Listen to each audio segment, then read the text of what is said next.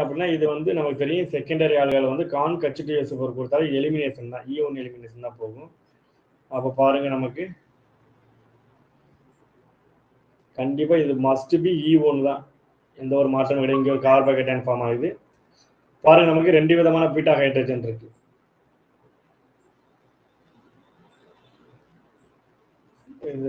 சரிங்களா, நாங்கள் beta hydrogen அப்படி மென்ஷன் பண்ண அவசியம் இல்லை, நார்மல் பாண்ட்லேயே பிளேன்லேயே மென்ஷன் பண்ணிக்கலாம்.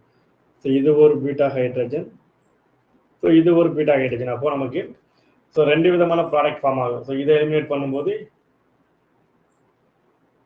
நமக்கு இந்த பக்கம் டபுள் பாண்ட் ஃபார்ம் ஆகும், ப்ளஸ்